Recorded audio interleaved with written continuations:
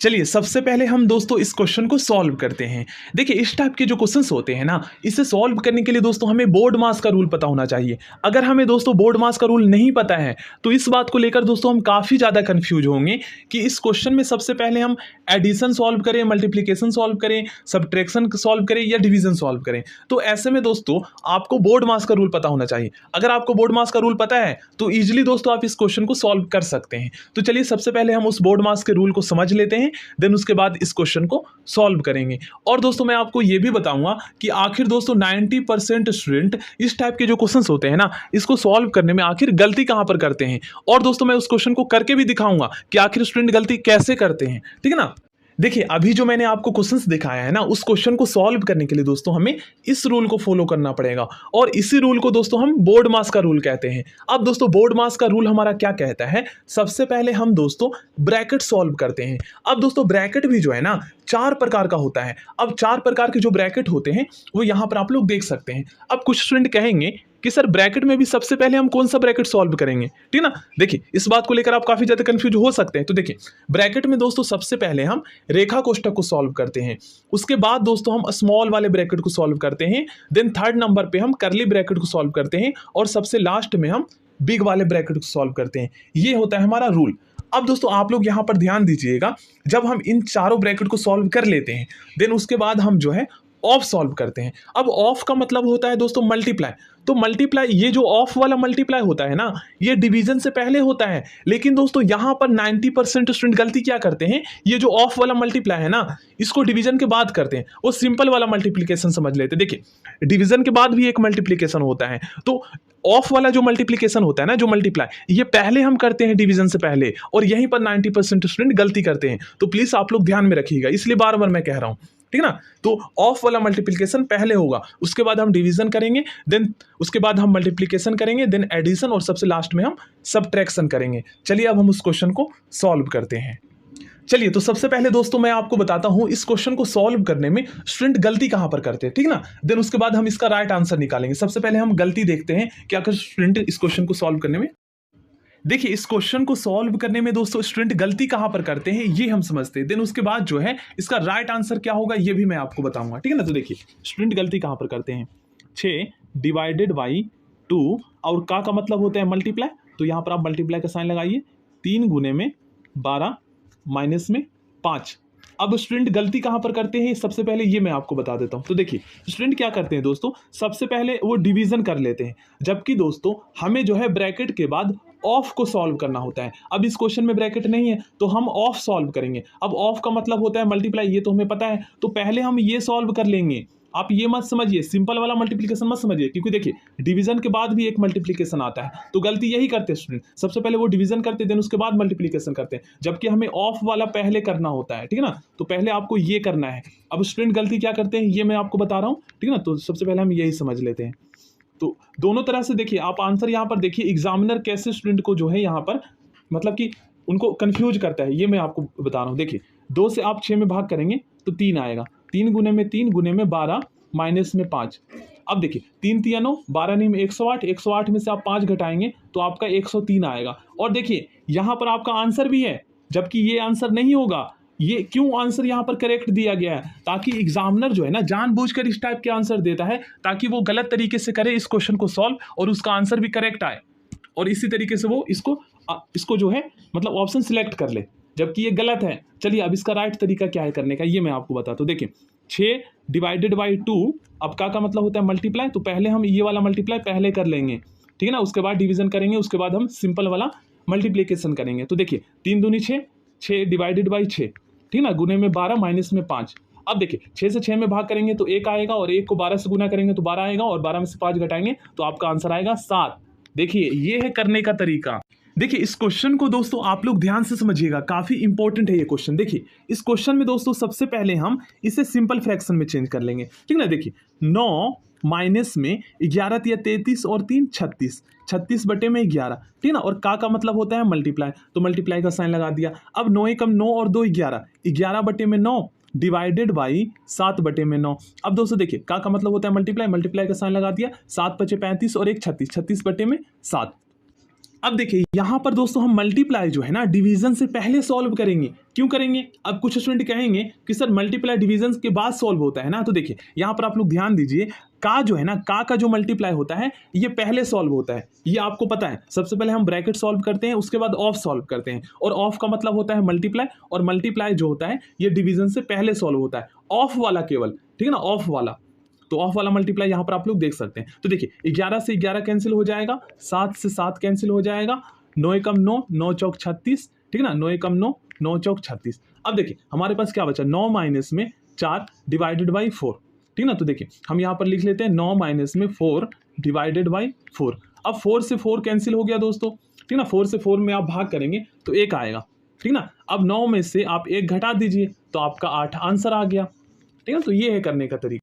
इस टाइप के क्वेश्चंस को दोस्तों मैं आपको सॉल्व करने के शॉर्टकट ट्रिक बताऊंगा। अगर आप उसको फॉलो करते हैं तो आप दोस्तों 2 से 3 सेकंड में इस टाइप के क्वेश्चंस को सॉल्व कर सकते हैं। जैसे मान लीजिए दोस्तों मैं आपसे पूछता हूं, अब मुझे बताइए 11 का स्क्वायर क्या होगा। तो आप क्या करेंगे दोस्तों, 11 को 2 बार आप मल्टीप्लाई कर देंगे, ठीक है ना, इस तरीके से, और आप कहेंगे कि सर इसका स्क्वायर 121 होगा। लेकिन दोस्तों अगर मैं आपसे पूछ लूँ 11,111 का स्क्वायर क्या होगा, तो जब आप इसको मल्टीप्लाई करेंगे तो कम से कम 2 से 3 मिनट तो आपको लग ही जाएगा। लेकिन दोस्तों हमारा शॉर्टकट ट्रिक क्या कहता है कि अगर इस टाइप के नंबर्स हो एक में तो आपको क्या करना है ना, देखिए हमारा ट्रिक क्या कहता है। चलिए मैं आपको 111 का स्क्वायर फाइंड करके दिखाता हूं। तो आपको क्या करना है ना, इसमें चेक करना है कितने एक है। तो देखिए 111 में 3 एक है, तो आप 3 लिखिए, और दोस्तों इस संख्या की जो है ना 3 के राइट हैंड साइड में और लेफ्ट हैंड साइड में इसको डिसेंडिंग ऑर्डर में लिख दीजिए। देखिए 3 के बाद 2 आता है, उसके बाद 1 आता है। अब इसी तरीके से लेफ्ट हैंड साइड में भी 3 के बाद 2 आता है, उसके बाद 1 आता है। तो ये हो गया 111 का स्क्वायर।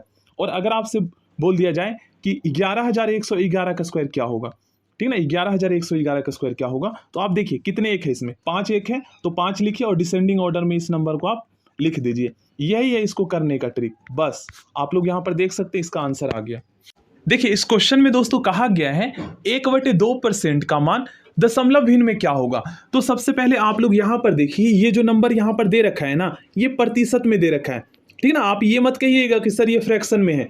बस आपको ये ध्यान में रखना है कि कोई भी नंबर हो, चाहे वो फ्रैक्शन में हो या चाहे वो डेसिमल में हो, बस हमें ये देखना है कि अगर उसके साथ प्रतिशत का साइन लगा हुआ है ना, तो वो संख्या हमारा प्रतिशत में है, ठीक है ना। बस अब देखिए मैंने आपको एक रूल बताया है कि जब भी कोई नंबर दोस्तों प्रतिशत में दे रखा है और उसे हमें भिन्न में चेंज करना है, फ्रैक्शन में चेंज करना है, तो 100 से हम भाग कर देते हैं, ठीक है ना। बस अब ये मत कहिएगा कि सर ये तो ऑलरेडी यहाँ पर 1/2 जो है ये फ्रैक्शन में है, नहीं, ये प्रतिशत में है। बस ये आप लोग समझिए। अब देखिए 1/2 में आप 100 से भाग कर दीजिए, इस तरीके से हम भाग करते हैं।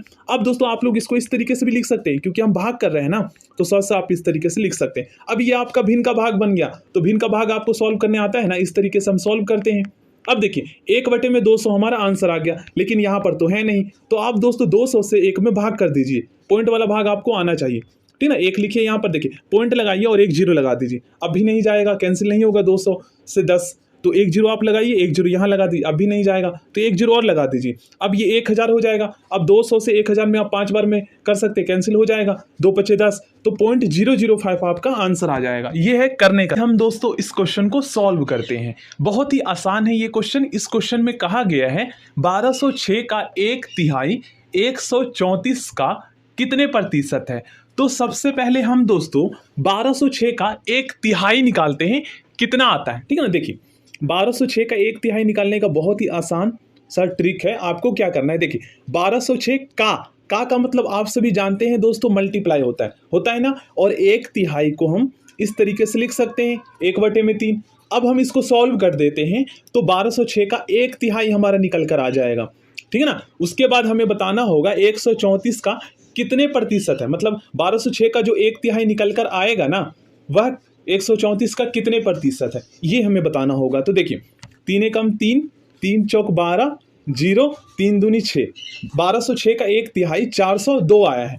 अब हमें बताना है दोस्तों 402 जो है ना, ये 134 का कितने प्रतिशत है। तो देखिए 402 134 का मैंने आपको बताया था दोस्तों, मान लीजिए आपके एग्जाम में, मान लीजिए 100 मार्क्स का एग्जाम हुआ है, उसमें दोस्तों आपके 50 मार्क्स आए हैं, ठीक ना। तो मैं आपसे पूछता हूं कि 50 जो है 100 का कितने प्रतिशत है, तो आप किस तरीके से निकालेंगे। देखिए 50 100 का कितने प्रतिशत है, तो आप जो है ना ये वाला ट्रिक लगा दीजिए, जिसके साथ का लगा रहे ना उसको आपको डिनोमिनेटर में रखना है, और जो निकालना है आपको उसको आपको अंश के स्थान पर रखना है। तो देखिए यहां पर मान लीजिए 50 हम निकालते हैं, 50 नंबर आए हैं 100 में से, तो 50 100 का कितना प्रतिशत है। अब इसे हमें प्रतिशत में चेंज कर रहे हैं, तो आप इसके देखिए, सबसे पहले मैंने आपको इससे पहले के क्लासेस में मैंने आपको बताया था कि फ्रैक्शन को दोस्तों प्रतिशत में चेंज करने के लिए हम उसके अंश में 100 से मल्टीप्लाई कर देते हैं। ये मैंने ट्रिक आपको बताया था, याद कीजिए, आ रहा है ना आपको याद। तो ये हमारा बन गया फ्रैक्शन, ठीक है ना। देखिए 50 100 का कितना प्रतिशत है, तो 50 हमने अंश के स्थान पर रखा,